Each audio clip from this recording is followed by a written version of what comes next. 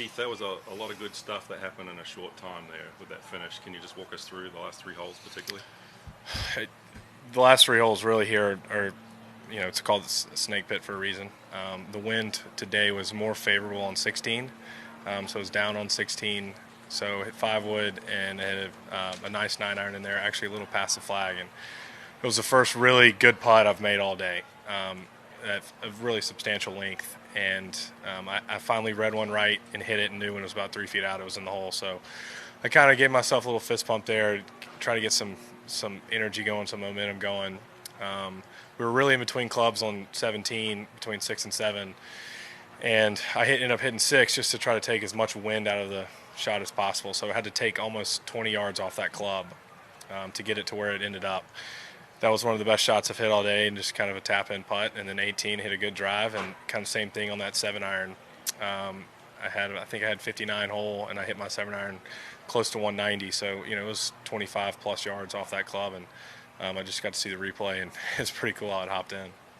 When you hit the shot, it looked like you looked down, got something in your eye. Was that the case? Yeah, I actually did. When I looked up, something kind of flew in my eye, so I kind of looked away and never saw it come down and land. But I knew it was. I was pleased when I hit it. I was pleased with the contact, and it's an elevated green. I wasn't going to be able to see it go in the hole anyway, but I never even saw it come down next to the flag.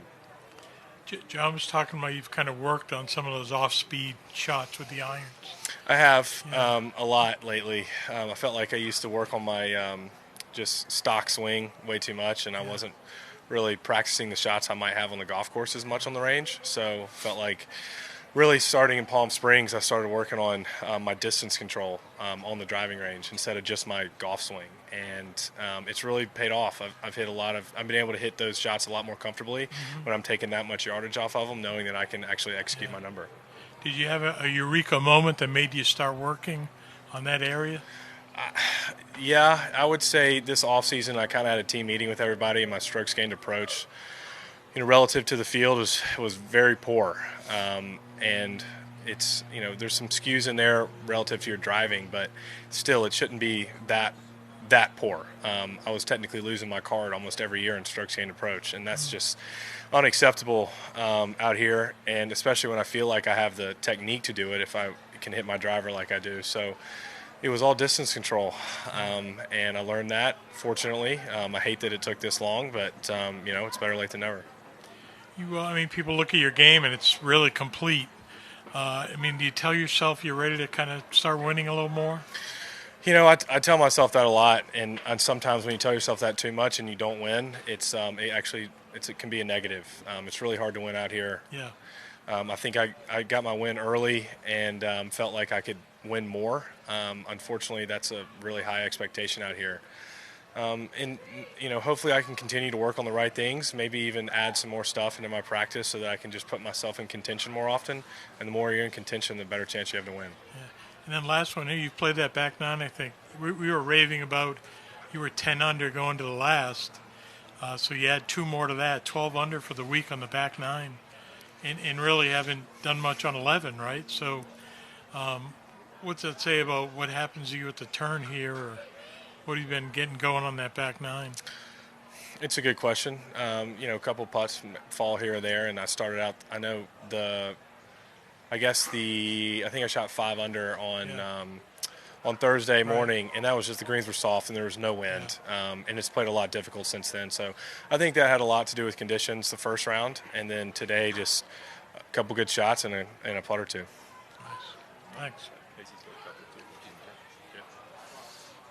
Keith, you're the first player ever to go 4 under in the snake pit in a round. What's a finish like that do for your mentality headed into tomorrow?